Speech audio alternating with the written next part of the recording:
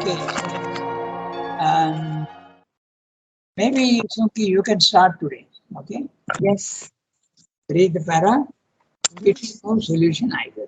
We'll read it and then we'll come back.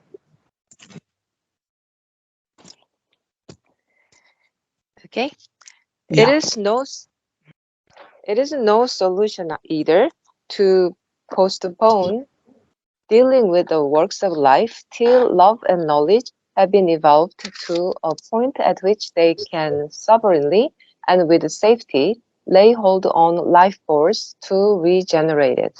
For we have seen that they have to rise to immense heights before they can be secure from the vital perversion, which hampers or hamstrings their power to deliver. If only our consciousness could reach the heights of a supramental nature, then, indeed, these disabilities would disappear.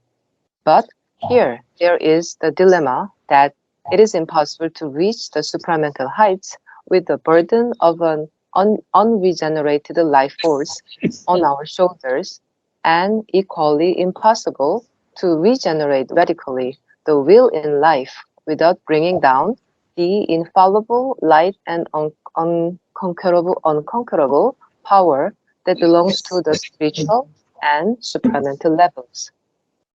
Thus, supramental consciousness is not only a knowledge of bliss, an intimate love and oneness, it is also a will, a principle of power and force, and it cannot descend till the element of will, of power, of force in this manifested nature is sufficiently developed and sublimated to receive and bear it.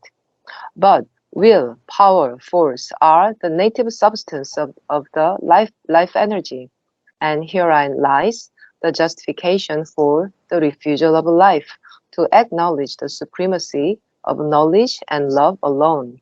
For it's a push towards the satisfaction of something far more unreflecting, headstrong, and dangerous that can yet venture to, in its own bold and ardent way, towards the divine and absolute.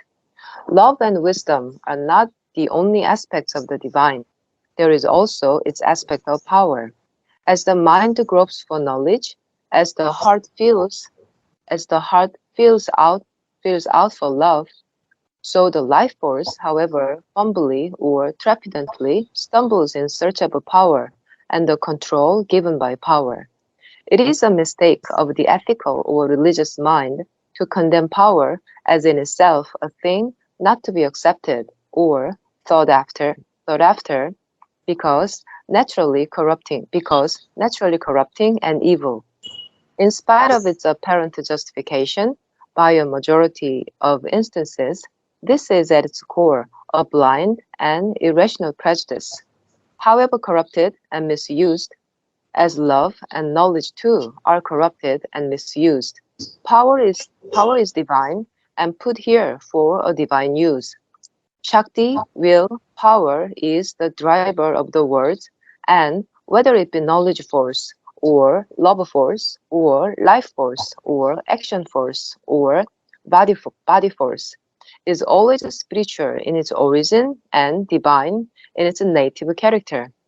It is the use of it made in the ignorance by brute, man or titan that has to be cast aside and replaced by its greater natural, even if to us supernormal, action led by the light of an inner consciousness which is in tune with the infinite and the eternal. The integral yoga cannot reject the works of life and be satisfied with an inward experience only. It has to go inward in order to change the outward, making the life force a part and a working of a yoga energy, which is in touch with the divine and divine in its guidance. Okay, so quite a big para. So to understand the basic question here he's saying, and I will give an image so that we can understand what he's saying. The basic question is that you cannot go to the supermind if the vital is impure. But if you only go to the supermind, then the vital can be absolutely pure. because the power is there. Now, to understand what he's saying, we have to imagine, take the sea if you want, okay? A very deep sea. At the rock bottom, there is total darkness, very thick darkness. Maybe even better image will be a big vessel, okay, of water in which dirt is there. Now, if you throw some dirt into a vessel of water, let us say a tall glass, okay, take a tall big glass and it's pure water you begin with. And then you take dirt and throw it inside. Then you will see that the dirt is there everywhere, and slowly, slowly, after 1 hour or 2 hours, the dirt will settle at the bottom. And the upper portions will be more or less clear, but there will be a gradation probably. Okay, absolutely at the top of the glass, it will be quite light. Okay, and as you keep going down, it will become more and more muddy, until finally at the bottom of the glass, there will be all that mud which you have thrown in, it will be settled. So now the question is how to remove that dirt. Okay. You can do that with the power of light. Okay, so go into a dark room, put that glass which you have made dirty and shine a light. Okay, and if you shine a light on that glass, it will go down to a certain extent, depending on the power of the light, the torch, if you want.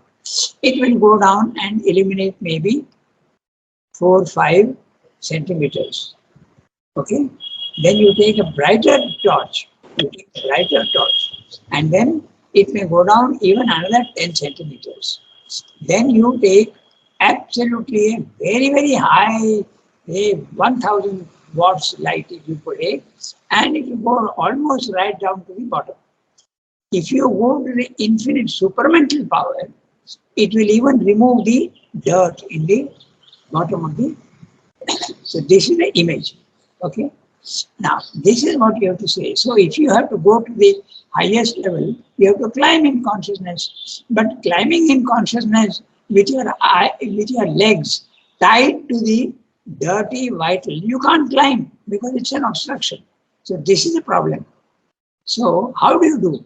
You can't postpone the purification of the vital.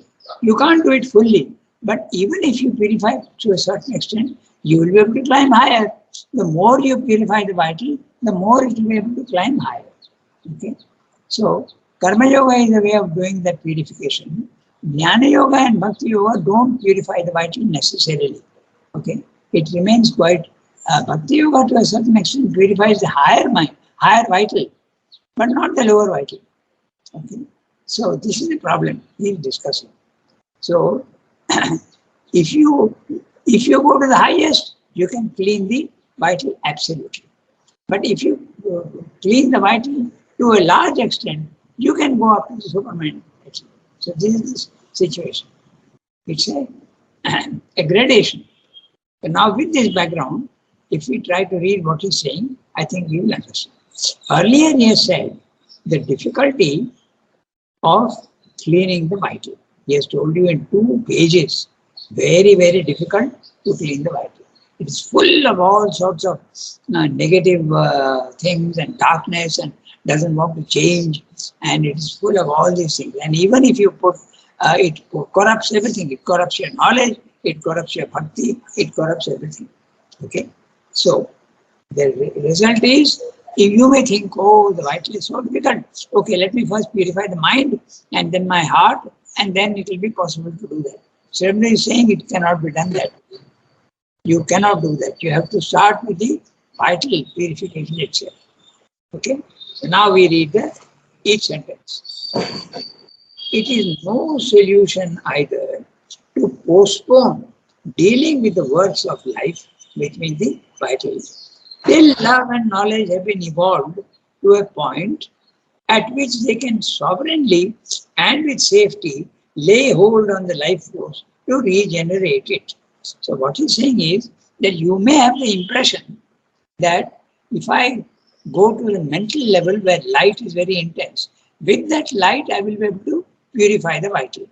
So they're saying that can't be done in that way, because when you purify the mind and you get a certain amount of light in the mind, that light is not sufficient to be able to purify the mind, to purify the vital.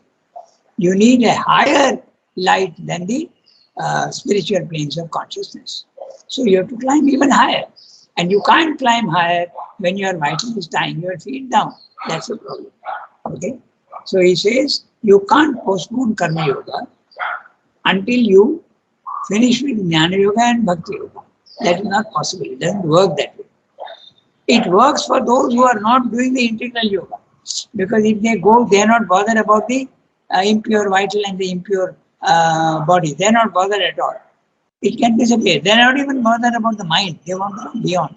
So this solution that Swami is talking about does not apply to the Jnana Yoga and the Bhakti Yoga, but it applies to Karma Yoga.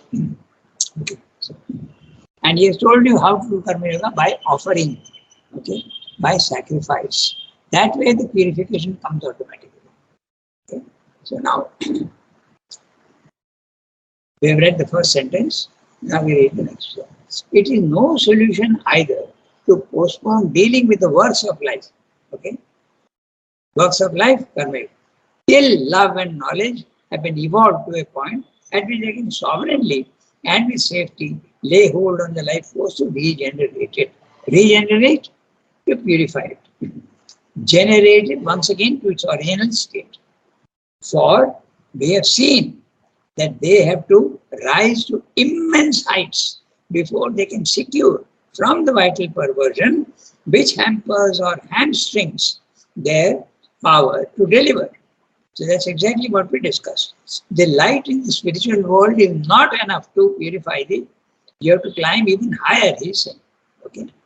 We have seen that we have to rise to immense heights, not only the spiritual, but even higher than that, which means the supermind. So the immense heights before they can secure from the vital perversion, which hampers and hamstrings their power to deliver. Hamstring to obstruct. Okay.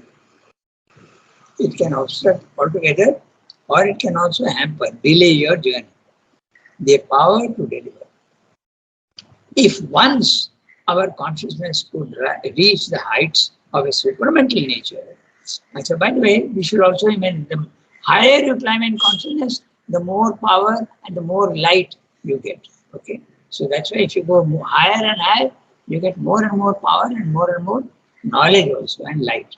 So, if once our consciousness could reach the heights of a supramental nature, then indeed these disabilities would disappear. Okay, so if you can go to the supramental level, however, by whatever means, then you can purify the vital fully.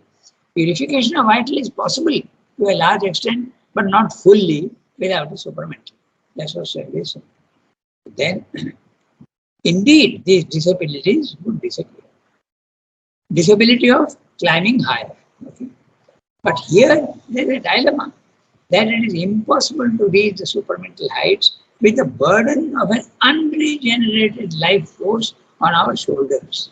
Okay? It is like carrying an unnecessary burden on your shoulders. It's not possible to climb higher when you are burdened with a weight. And that weight is what the vital is, unregenerated, impure life force on our shoulders. And equally impossible to regenerate radically the will in life without bringing down the infallible light and unconquerable power. Infallible light, that never fails, and unconquerable power, absolute omnipotence. But that is available only at the supramental level that belong to the spiritual and supramental planes. So, it is equally impossible to regenerate radically the will in life without bringing down the infallible light and unconquerable power that belong to the spiritual and supramental levels. He is including spiritual because as you keep going higher and higher, their power increases, and with that power you can completely, to a large extent, purify the vitals. But only the supramental level will purify it entirely. Okay? The supramental consciousness is not only a knowledge, a bliss, an intimate love and oneness, it is also a will, a principle of power and force. That's why you have the power and the force to clean the vital. And it cannot descend till the element of will, of power, of force in this manifested nature is sufficiently developed and sublimated, made subtle, okay, to receive and bear it. So this is the problem. The vital is basically an element of power and action and force. So, but it is impure. So you have to purify it to a large extent so that the supramental power can come down into that and do its work of purification. But will, power, force are the native substance of the life energy. Life energy is the vital. These are all the vital nature is itself prana, energy, but it is impure at the lower level. And herein lies the justification for the refusal of life to acknowledge the supremacy of knowledge and love alone. So you may think that knowledge and love is enough, but the refusal of life, life says, no, I have to be absolutely purified, then only you can have absolute knowledge and love. Otherwise, no. I am more powerful than your knowledge and your love. That's what life is saying. For it's pushed towards the satisfaction of something far more unreflecting, headstrong, and dangerous that can yet venture to, in its own bold and ardent way towards the divine and towards the divine and absolute. So, the nature of the normal man, the nature of the vital in the normal man is unreflecting, headstrong, and dangerous. It can go into wrong channels, but energy is there. But that energy can be directed into wrong channels. So, therefore, it has to be purified. Love and wisdom are not the only aspects of the divine. There is also its aspect of power. As the mind grows for knowledge, as the heart feels out for love, so the life force, however fumblingly and trepidantly, stumbles in search of power and the control given by power. It's a mistake of the ethical or religious mind to condemn power as in itself a thing not to be accepted or sought after because naturally corrupting and evil. This is a very interesting sentence and we will have a look. Everybody, I think, knows that there is a phrase, not exactly a proverb, but it's a phrase that says, power corrupts. Absolute power corrupts absolutely. And in India, it is absolutely clear that this is absolutely true. The more power you have, the more corrupt you can be. Now things are changing a little bit, but this is how it is. So this is what Sunday is saying. But it is a mistake to think that that is the ultimate truth. It's a mistake of the ethical or religious mind to condemn power as in itself a thing not to be accepted or sought after because naturally corrupting.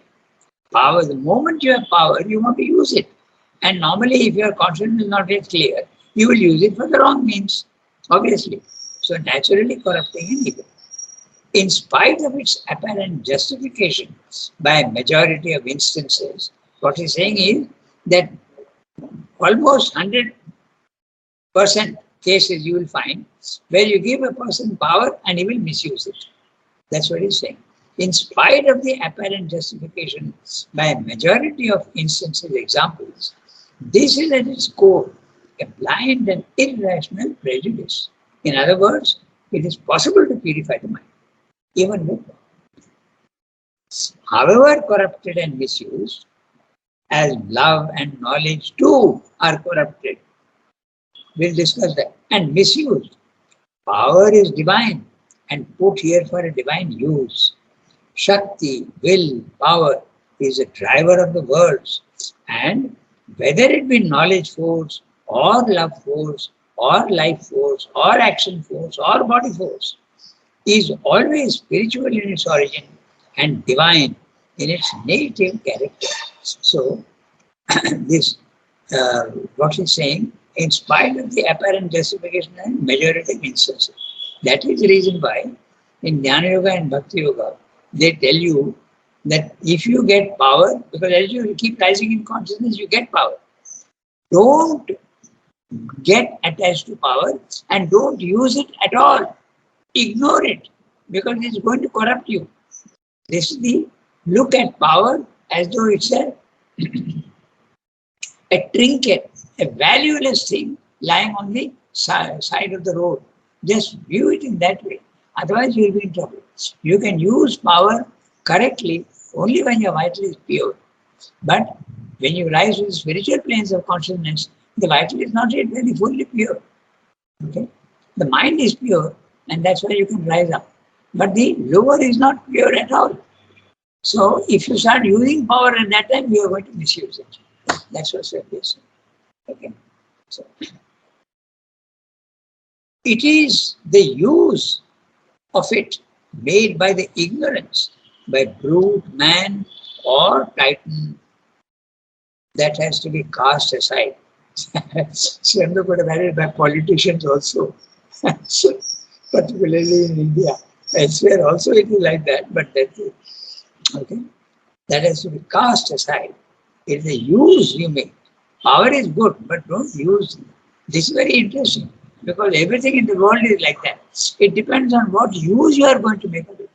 Okay? Look at the discovery of dynamite. Okay? It can be used for right purposes, it can be used for the wrong purposes. Look at a knife. You can use a knife to murder, but you can also use a knife for cutting. So everything, that's what, everything is going to double edge, the duality in the physical world. Okay, so that's what he's saying. It's a use that you are making of it that has to be changed. The power itself is never bad. This is also, it reminds me of a very interesting thing. When India made the atomic explosion, underground atomic explosion in Rajasthan in 1973, I think it was, or 74, I don't remember exactly. So everybody started, many people started shouting, those who are moral, oh, this is an evil force, you should never have it, you should, it's a mistake India has made. That argument is completely wrong because it depends on, power is always good, but what use are you going to make of it? It's the use of it that is wrong. And India very clearly made a statement that we will never make first use of nuclear power. We will never make the first use. But if someone attacks us, we will use it. So that is, it depends on the use that you want to make of anything in the physical world. Okay? That has to be cast aside and replaced by a greater natural, even if to us supernormal action led by the light of an inner consciousness which is in tune with the infinite and the eternal. Okay. Okay. Okay. So the integral yoga cannot reject the works of life and be satisfied with an inward experience only. It has to inward experience your mind. You are in knowledge. You even have made bhakti, but you don't have the clean vital. Okay, that's what he's saying. It's possible. That's why when you come down, there is a very famous example of Durvasa. Yeah? He is a realized soul in the mental plane, but he used to get angry and he used to curse, and that's exactly what happens. There are many people who say, "Oh my God, after so many years of sadhana, you have not changed." And there's a famous case of Champaklal, who used to get very angry. Okay? His nature was to get angry. And someone complained to Sriyamdu saying that he got angry with me and all that. So Sriyamdu tells him, "Don't you know that he is very prone to anger. But at the higher levels, my God, what Champaklal, his devotion, love and all was fantastic. But if you can get angry, then your vital is not very pure. Okay? It may be a large part pure, but not absolutely pure. So that's what Sanjay is pointing out. And he's saying the integral yoga has to use power. Because only with power you can clean the vital. The integral yoga cannot reject the works of life and be satisfied with an inward experience only. Okay? And this applies, as I said again and again, to the integral yoga. But the other yogas are fine. They are not interested in the purification of the vital, nor the body, nor the mind. They only want to go beyond. But the integral yoga cannot escape. It has to work in the physical world. It needs a pure mind, pure vital, and even a pure body, finally. The integral yoga cannot reject the works of life and be satisfied with an inward experience only. It has to go inward in order to change the outward, making the life force a part and a working of the yoga energy, which is in touch with the divine and divine in its guidance. A big para, but he is telling you what the problem is and what the solution is. So how will you do the solution? Maybe he'll deal with it more in detail. Already he has dealt with it. Do karma yoga and do everything as an offering to the divine. Okay, so this is what you see. So we read the next one. All the difficulty of dealing spiritually. What is the time? 28. So we have about 10 minutes. We can go a little beyond 8:35. So who will read next? Sunki read. So one of you can read. Anyone can offer. Jasmine can't because she doesn't have the book. Kiran has read yesterday. So Pallavi can read. Tuesday is her day. Yes, tell me. Tarika, you want to read? No. You have a question? Does it say 8:30? You have a question? No. I said it is already 8:30. Shall we start? Oh, it is 8:28 in mine. How big is the panel? But we have the class till 8:40 Rangada nowadays. Yeah, that's right. Nowadays we are going We up have to from 8 to 8:40. So we have still 10 minutes. At least we can read it. That's right. We can read the So panel. I, Okay. Pallavi may read it or whatever. All But I the don't, Pallavi, you may Ashna, read it. No, Ashna, I don't have my book. one of you read. Pallavi, you read. You read, please. okay. All the difficulty in dealing spiritually with the works of life arises because the will in life for its purposes in the ignorance has created a false soul of desire and substituted it for that spark of the divine, which is the true psyche. All or most of the works of life are at present or seem to be actuated and vitiated by this soul of desire. Even those that are ethical or religious, even those that wear the guise of altruism, philanthropy, self-sacrifice, self-denial, are shot through and through with the threads of its making. This soul of desire is a separative soul of ego, and all its instincts are for a separative self-affirmation. It pushes always, openly or under more or less shining mask, for its own growth, for possession, for enjoyment, for conquest and empire. If the curse of disquiet and disharmony and perversion is to be lifted from life, the true soul, the psychic being, must be given its leading place, and there must be a dissolution of the false soul of desire and ego. But this does not mean that life itself must be coerced and denied its native line of fulfillment. For behind this outer life, soul of desire, there is in us an inner and true vital being which has not to be dissolved but brought out into prominence and released to its true working as a power of the divine nature.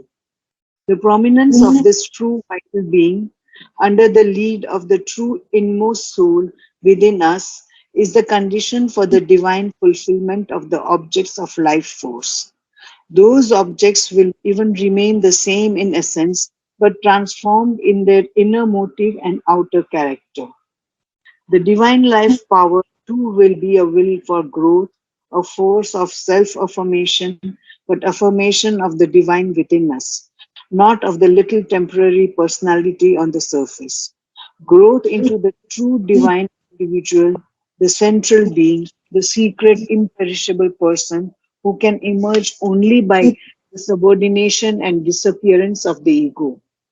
This is life's true object, growth, but a growth of the spirit in nature, affirming and developing itself in mind, life, and body. Possession, but a possession by the divine of the divine in all things, and not of things for their own sake by the desire of the ego, enjoyment, but the enjoyment of divine ananda in the universe. Battle and conquest and an empire in the shape of a victorious conflict with the powers of darkness, an entire spiritual self-rule and mastery over inward and outward nature, a conquest by knowledge, love, and divine will over the domains of the ignorance. So, Shiva has told you very clearly, and this is life's. So, I will read on page 176, okay, from the first line, we'll read, because that's the crux of what he's saying. The nature of the vital, whether up or whether down, is here listed one by one, okay. So, look carefully and we'll see the true object of life is, first of all, growth. So growth, you want to grow, you want to become bigger, you want to grow in every way, you even want to grow in wealth, nothing wrong with it. But you have to use the right way. Okay? So growth is necessary. But normally when we grow in consciousness, in knowledge, it is used for wrong purposes. Even knowledge is used for wrong purposes. You want your knowledge for fame. Okay? So this is first. But Sridhar is saying growth is fine, but it should be a growth into the spirit in nature. Spirit in nature, like for God, affirming and developing itself in mind, life and body. Mind, growth of knowledge. In life, growth of power. And body, growth of health. Then next is possession. Always the vital in us is wanting growth and possession, the second one. But possession of what?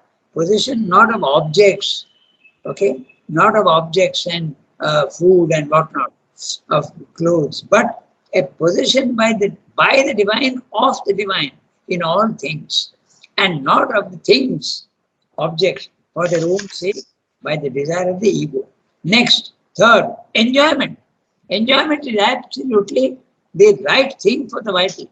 But normally we enjoy in an impure manner, and therefore we get attachment. So enjoyment is right, but enjoyment of what? Not the lower enjoyment, but the higher enjoyment. But an enjoyment of the divine ananda in the universe. Then battle. Battle also is the fourth. These are all the characteristics of vital. Battle, you want to win every time that's why you want to put down the others, because you feel your opinion is the best. But battle also in what way? Conquest and empire.